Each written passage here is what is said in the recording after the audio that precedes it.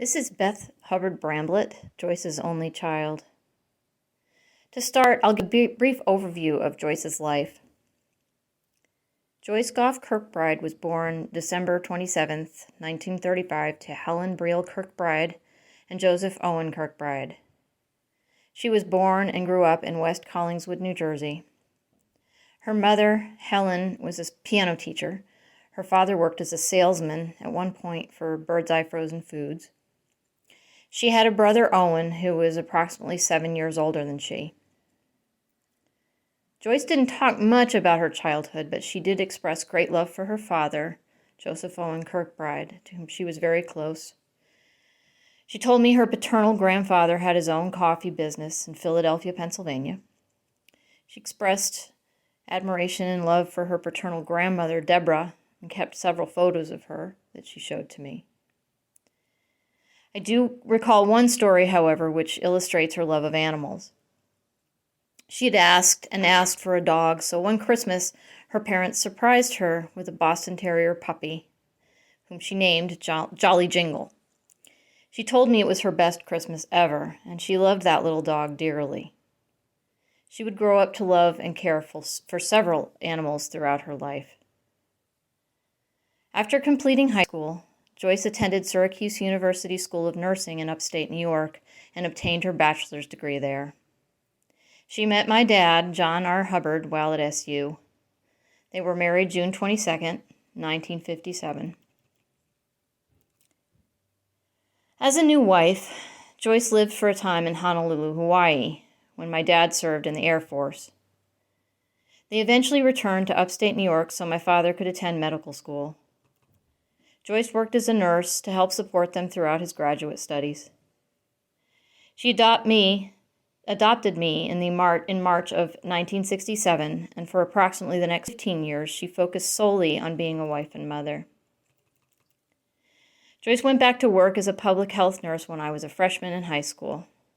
She spent a few years doing home visits and eventually became manager of an office. When I was in college, my parents moved to Arizona. Joyce went back to school in her 50s, obtaining a master's degree in public health nursing at the University of Arizona. She eventually got a job in Nogales, Arizona as a public health nurse in charge of a TB clinic. She and my dad settled in Santa Cruz County and lived there until she passed away in August of this year, 2020. My fondest memories of my mom came from her years as a homemaker.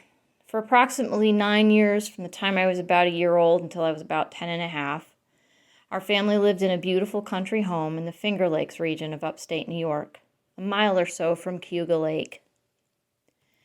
Joyce was a very productive and creative homemaker. She was a skilled cook, gardener, and seamstress. She made virtually all of my Halloween costumes growing up, several of my school outfits, and even clothes for my Barbie dolls. She grew beautiful flowers, roses in particular. My parents had a big vegetable garden. I can recall fabulous salads at every meal: peas, asparagus, sweet corn, Brussels sprouts, etc. I remember a garden to the side of the vegetable garden, where my mom grew currants, red raspberries, and rhubarb. There were peach trees and Baldwin apple trees on the property, and a crabapple tree. Joyce put all the produce to good use.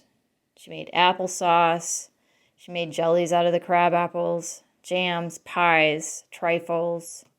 Peach pies were a specialty of hers that she made every summer. My parents had a lot of friends at this time in their lives, and thus my mom would have people over a lot. She made great dinners and threw many holiday parties. I specifically remember the 1970s era fondue pot she had, and several parties centered around that cheese fondue. Summers meant steamer clams, sweet corn, tiny new salted red potatoes, pavlova. Every December, there was a special array of Christmas cookies. She always let me help in the creation of these. I enjoyed being in the kitchen with her, and I still enjoy making many of her cookie recipes myself. Rose mentions that she can still hear Joyce saying a half a cup is a quarter of a pound. Well, I can too. Every year at Christmas, my mom made Stollen, which is a German Christmas bread with candied fruit, raisins, and almonds. She also made a cranberry orange quick bread every year. She'd give these out and the cookies to her friends as gifts, and of course we would enjoy them. Joyce was also very active in the community. I recall that she was my brownie troop leader and took us camping one year. She was very active in the Ovid Federated Church in Ovid, New York. She sang in the choir. She oversaw Vacation Bible School and participated in the yearly Christmas Bazaar. She often volunteered at my school, never hesitating to help with school events.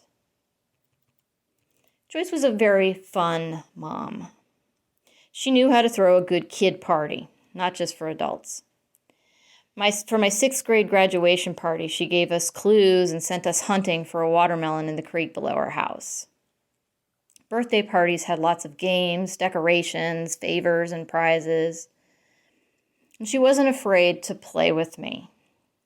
I remember once complaining that grown-ups never do anything fun, like swim or swing or climb trees. She promptly took me outside and climbed a tree with me. She'd go ice skating and sledding in the winter. She'd help build snow forts and snowmen. She truly enjoyed being around children and being a mom. Joyce also loved and cared for many animals over the years. Growing up, our family had 2 husky dogs, Toklot and Kipnuk. We had a flock of ducks and geese and a flock of chickens. Later on, we'd have horses and a couple of goats. My mom and I loved to go for walks with the 2 alpine goats, Heidi and Bridget. They were characters. When I was in kindergarten, she brought ducks to kindergarten to show and tell. She took in an orphaned baby duck the next year, which lived in our house with us until it could join the flock on its own. The duck went to school with me once, and even on the brownie camping trip. My mom was also very understanding. As a child, I could talk to her about anything. She was accepting, a good listener. I always felt like she was on my side. Joyce wasn't afraid to try new things. She had a positive, adventurous spirit. She took horseback riding lessons herself when I took them. She was on a bowling league with her best friend, Joan Holwald.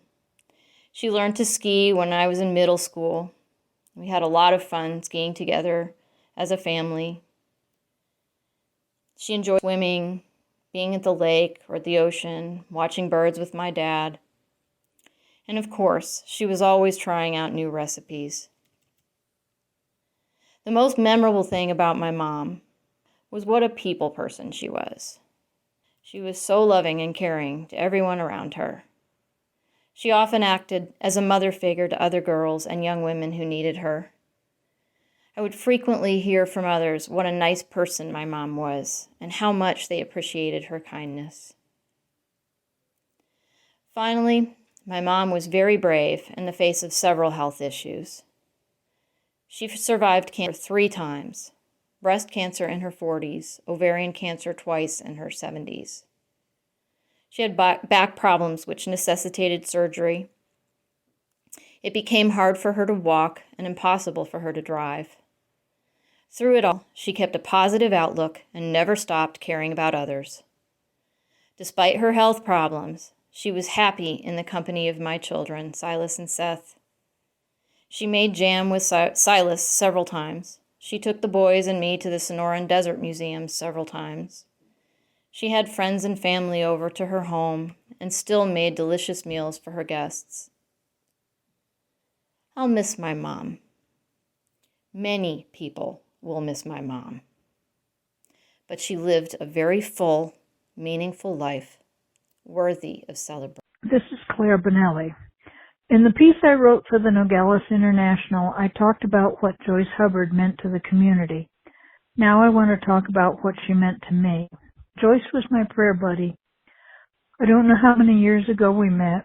I think when she and Jack were attending Sonoita Bible Church. They were living in Keno Springs at the time, so it was certainly over 10 years ago, maybe over 15, maybe even 20. It was certainly before she was diagnosed with ovarian cancer. We served on a few groups together.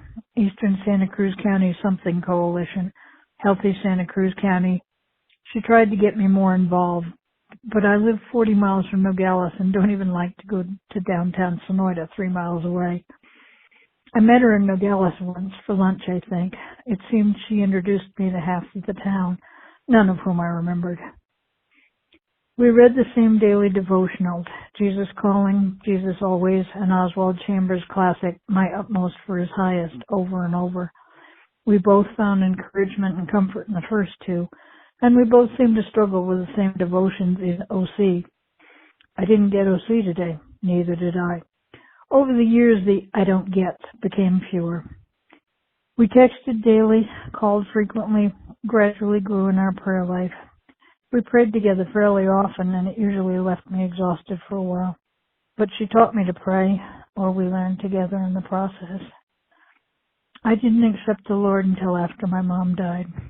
It brings me joy to think that they are celebrating that in heaven. I can't wait to see them again. Thank you. This is Rose DeBlas. Joyce was my mentor for 19 years. So I wrote this as an appreciation for her and just to give an idea of the real impact that she had in my life. A mentor is someone who allows you to see hope inside yourself. That's a quote from Oprah Winfrey that I found to be fitting. But it still really falls short of expressing how invaluable Joyce's mentorship was to me. So I'll do my best to paint a more vivid picture. When I met Joyce, I was 11 years old, and I had just moved to Nogales from Houston, Texas, leaving behind my family, my friends, and the only world that I knew. My ability to adapt and exist in this new one was still unknown to me. I felt as lost as an 11-year-old can feel. But it so happened that we moved in next to Joyce, and she immediately extended a caring hand. I remember I loved being around her. She had such a vivacious energy, and she just knew so much. Immediately, I began to learn from her. I think she knew that my weakness was food, so this is how she engaged me. We'd make cakes and pies, jams, a lemon curd, red pepper soup, chocolate bread with vanilla butter, mango salsa, and countless other delicious treats that I'd never experienced before. Her kitchen tips stay with me to this day. Whenever I use cinnamon, I use nutmeg too. And I can still hear her saying, half a cup is a quarter of a pound. Aside from this, she exposed me to the world in a different way. I got to see her work, I got to see her humanitarianism, and I got to see her practice her faith. I remember going to Bible study every Saturday at 4 with my mom, Joyce, Jan Smith, and Dora, Jan's next door neighbor. We'd drink mint tea, and we would discuss different parts of the Bible. It was enlightening for me to get insight into the world of women and see how they lifted each other up and how they advised each other. She introduced me to Zonta and pushed me to engage in their leadership workshops for girls my age. These early years of our relationship taught me that we can engage in our community in different ways and that we have a responsibility to invest in them, but we also have a responsibility to invest in ourselves so that we can prepare to be the movers and shakers that get stuff done. And that's what she was. She was a mover, a shaker, and a pusher. She pushed me always. Pushed me to do things that made me uncomfortable, but that ultimately helped me grow. In a way, I think she prepared me in those first few years for the next big move that I'd make to New Mexico when I turned 16. After I left Arizona, we'd still talk regularly, and she really encouraged me to just look beyond my immediate circumstance and think of what could be, and then do the work that I needed to do to get there. School was necessary. She stressed the importance of education, and she backed up her words by writing my recommendation letter for the Gates Scholarship. I recall very vividly driving and picking up her phone call in April of my senior year in high school. "You're a Gates Scholar," I heard her say, and I swerved on the road because I was so shocked. A feeling came over me then, recognition that this was huge. But what I know now is that this feeling and all that she had taught me leading up to that point would help shape my entire being. Without a doubt, Joyce had a huge impact on my trajectory in life, and for that, I can never express enough gratitude. My family and I have held her dear all of these years, and her loss is difficult to accept. But I see her everywhere. When I look at my cat, Onyx, I remember how she encouraged my parents to take in our very first cat. I remember going to her house and playing with her two cats who were my age and just loving how squishy and fuzzy they were. Cooking is one of my favorite hobbies, and she lives there too. When I feel that warm sense of satisfaction at seeing a meal come together or seeing a dessert baking in the oven, I think of her. And when I recently completed my graduate program, I could feel the pride that Joyce had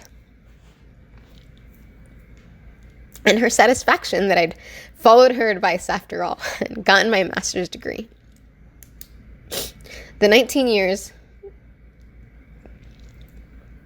that I got to have her in my life will forever be with me, and I will take the lessons that she taught me, and I'm going to use them to become my own mover and shaker in the world. Thank you. Good morning. This is Kelly Vaughn. Thank you for the opportunity to leave some thoughts about Joyce. In many of our lives, she left a legacy. She left an imprint on our hearts, and it's still so difficult to realize her death because each day she's still so much a part of it. I worked with Joyce Hubbard for about 4 years at the Santa Cruz County Health Department doing public health education, research, and other community outreach events.